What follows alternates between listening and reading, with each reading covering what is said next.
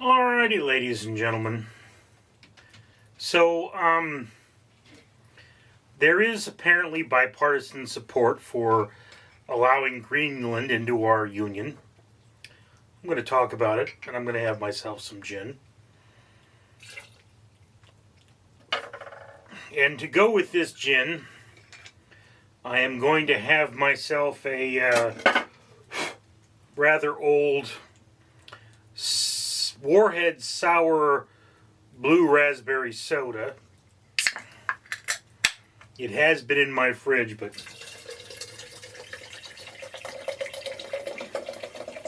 not going to be very fizzy, I grant you. For those of you who are uninitiated, I am a food blogger. That's why I have this gin, because it's here for a review. That's why I have this soda, because it's here for a review. It's also why I'm drinking it in these videos, to limit the amount of sugar I have on a daily basis, because look at me. Anyway, for every 1,000 subscribers I get, I do purchase one of these bracelets from 4Ocean. 4Ocean pulls a pound of trash out of the ocean every time I do that. If you'd be so kind as to comment, like, and subscribe, you'd be doing your part for a better world.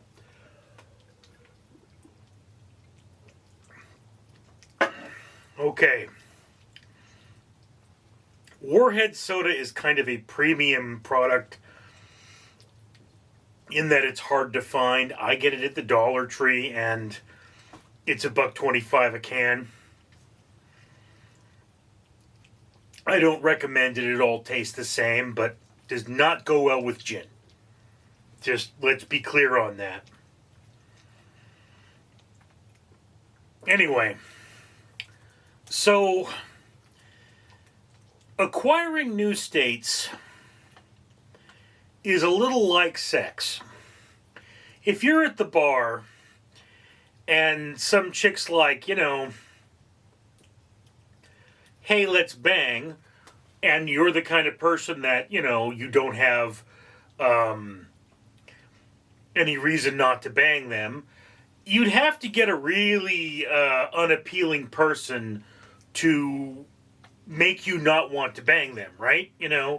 It's like if any country on earth said, we've all decided we'd like to become Americans. We'd like, you to send your army over here and protect us, and we'd like to pay you taxes and, vote in your elections and all that. Typically speaking, the answer would be yes. I mean, if England said, you know what, we were better as a whole, let's all become Americans, you would be like, yeah, I mean, that's a good thing. I mean, let's not, there might be some people who would say no, but most people would be like, yeah, let's bring them into America.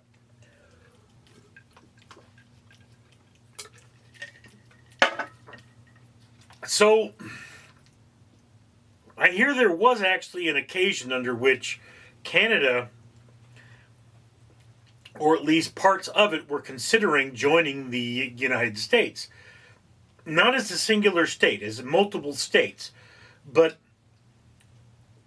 this was a thing. The only thing there being is that in the end they decided against it, which is sort of the issue. I don't think Greenland wants to become part of America, and we don't have the right to force them. That's the only issue. I mean, certainly if Mexico said, let's be part of America, the answer to that would be, well, of course. We'll send our military in, and we will weed out the drug lords, and we'll naturalize Mexico. If Panama said, let's become part of America, the answer, of course, to that would be yes. The Panama Canal is a resource. There's plenty of interesting things down in Panama. Let's go down to Panama. But Panama wants to be Panama. They don't want to be part of America. We have this problem currently with Puerto Rico. It's like, okay, do you want to become a state or not? And they're like, nah, we're okay with things how they are. I mean, we can't really become our own country because we suck, and we don't really want to be a state because you suck. So we're happy with things the way they are, and that's fine. Okay, Samoa, American Samoa. It would be great if they became a state. We do not treat Samoans properly. We should treat them a lot better. But if Samoa became a state, this would make us a better country. They're currently a territory of America. People who are born there are American nationals, but I don't think they enjoy full citizenship. And this is a bad thing. So yeah, the concept of acquiring territory, of course, if we could do that, we would do that. Why would we not want to do that? The problem, of course, being is that it's the same rule as with the girl at the bar. If I go to a bar, I want to have sex with most of the women at the bar. I'm single, it's not an issue. Morally speaking, I'm a man. No one's going to think less of me for it. So, yes, but the women at the bar don't want to all have sex with me, okay? And some of them, I'm presuming most of them, would be like, if you're going to have sex with her, I'm not going to have sex with you. So, yeah, it's that kind of a relationship where, are they willing? That's the question. So, yeah, it's like any American politician, if given the statement, should we let Canada become part of America? Of course, it's a no-brainer. It's like saying, would it be fine if your neighbor handed you the keys to their house and said, "This is yours now"?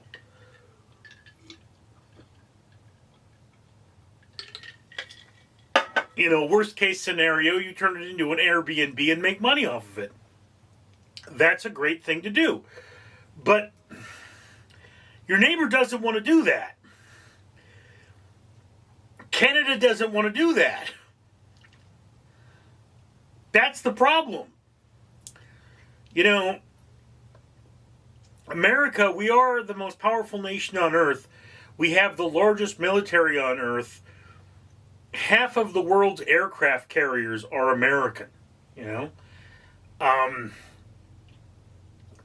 Even the second largest second largest air force on earth is Israel, and that's because we gave them most of their planes.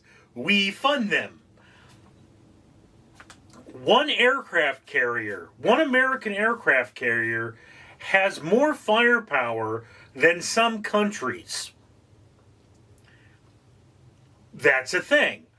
So, we have this we're big and bad and we can take what we want sort of a thing. But, we took Iraq and we gave it back. And we took Afghanistan and we gave it back. I don't even know if we ever gave those countries the option of becoming part of America.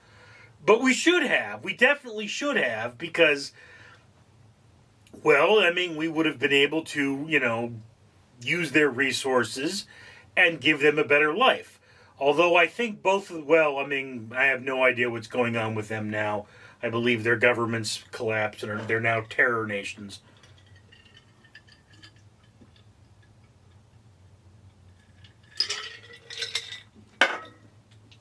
But the point there being is that, yes, if America could acquire Greenland, this would be wonderful for America. Not sure how it would be for Greenland, but it would definitely be a good thing for America. There aren't a lot of people on Greenland, from what I understand, but those people still get a say in the matter. That's where we're at. It's like the people that come to my house and they want to buy my car. Every now and again, somebody comes to my house, they go, "We'd like to buy your car. It's not for sale." And to be completely honest with you, If somebody offered me enough money, obviously, I would sell my car. I'm not in love with it. It's a car. It gets me from point A to point B, and if they gave me enough money, I would go buy a better car with that money. But why would you do that? Because obviously, you could buy that better car with that money. The people who are looking to buy my car want to buy my car so they can sell it on. And the answer to that is, of course, no. So, because they wouldn't give me a good price. This is one of those things about the world. It's like most things are indeed for sale for enough money, but not everything. I mean, I once met a man who said he was a billionaire, wanted to buy the homeless shelter I was working at the time. And the answer is, of course you may buy this building. Buying this building is not an issue. But, we would simply build a homeless shelter somewhere else. You could operate it as a homeless shelter, but, the plot of land is for sale if you've got enough money. That's pretty much, how it is. I don't know how much money you'd have to give Donald Trump to buy Trump Tower, okay? But I'm sure there is a price. If somebody said, we'll give you $10 billion, I don't know what Trump Tower's worth. Maybe it's $1 trillion. But, there is a number at which point you would give them Trump Tower, okay? It's one of those things. Like somebody once said, how much money would it be worth to sever your pinky? Okay? And now, of course, understand this as a concept. What do you mean by sever my pinky? You mean cut it off and I can have it reattached? Because, yeah, we go to a hospital. How much is it? How much is it with my healthcare plan to reattach a finger? If it's $10,000, you'd be okay. $500,000, I would be doing pretty well after that, and I would probably get my pinky back. I can live without a pinky, so if it's, we're going to cut your pinky off and feed it to a dog or something, like, there's a certain amount of money that you can put there. It's not beyond, the pinky is just a mechanical thing, so it's not beyond the realm of possibility for enough money for you to be able to at least have something that looks like a pinky.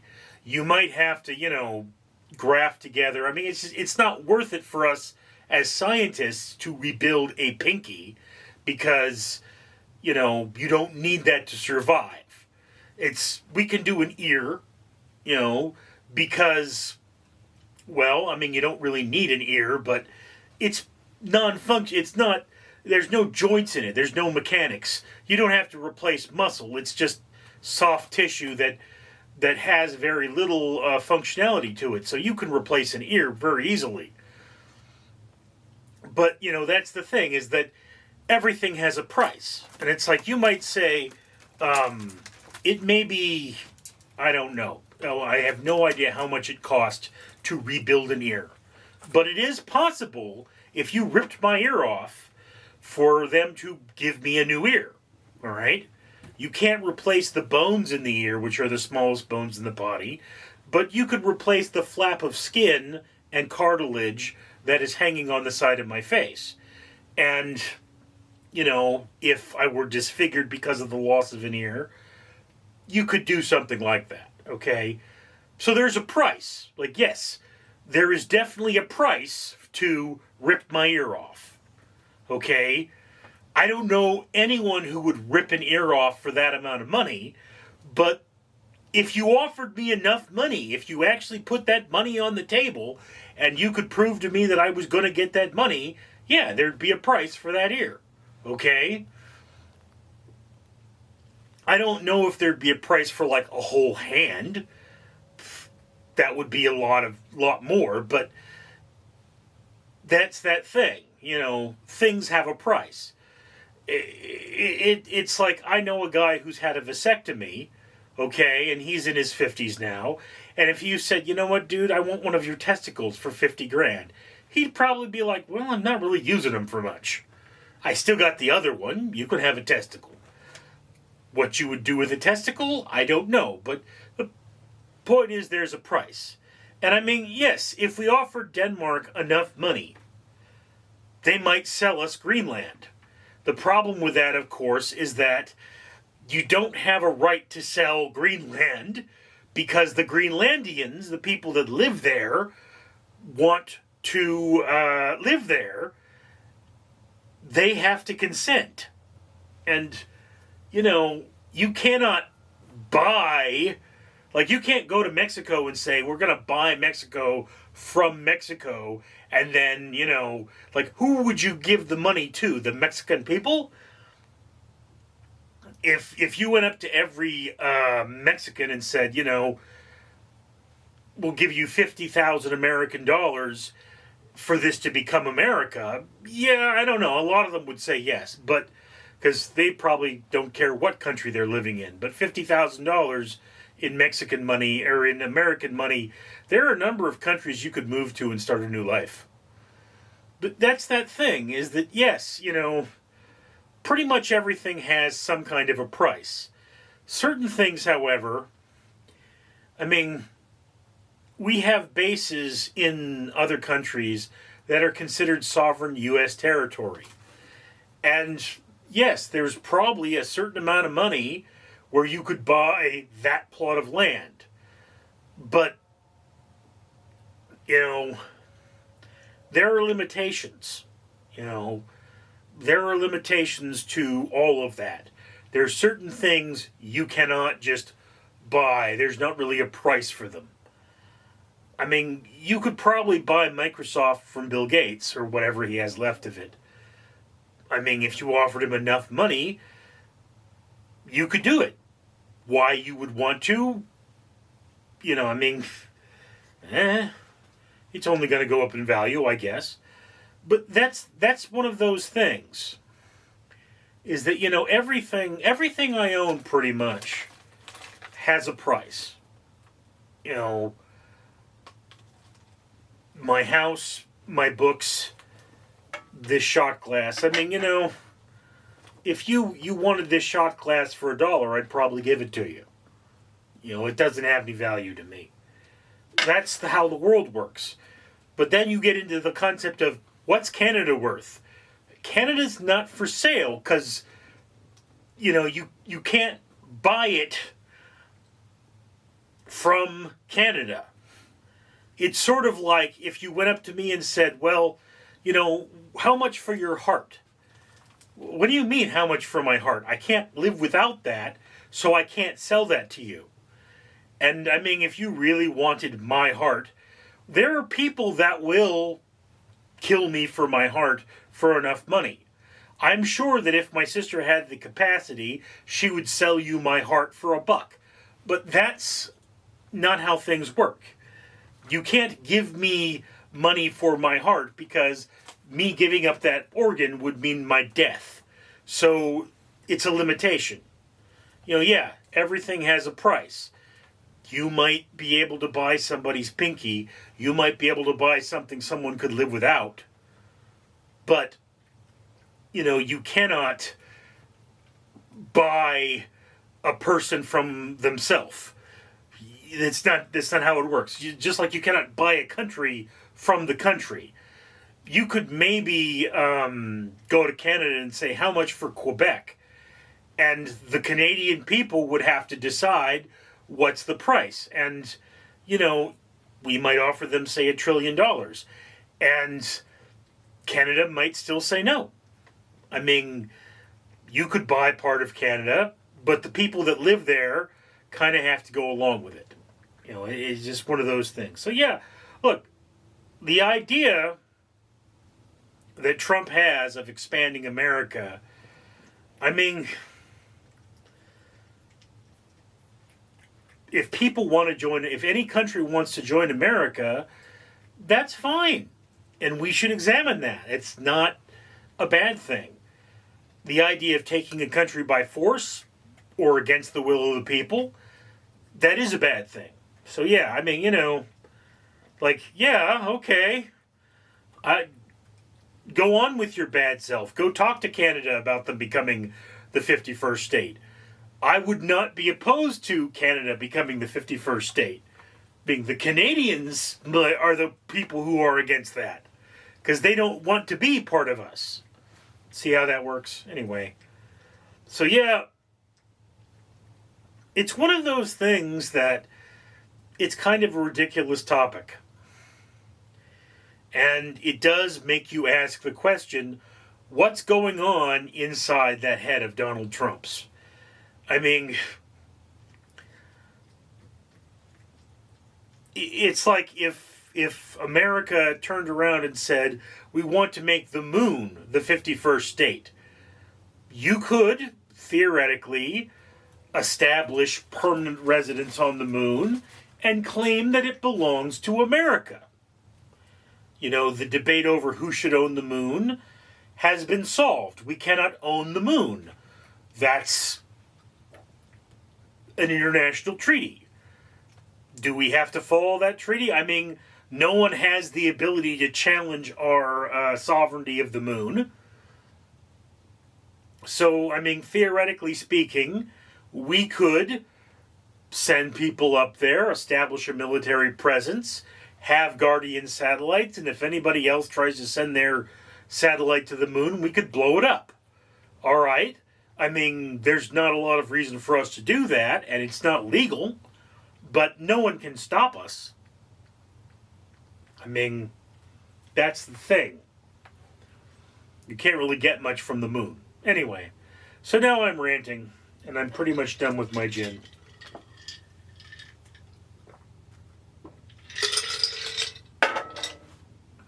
Thank you for sharing this moment with me. I'm Richard. Hey, Astro, did you hear about the restaurant on the moon?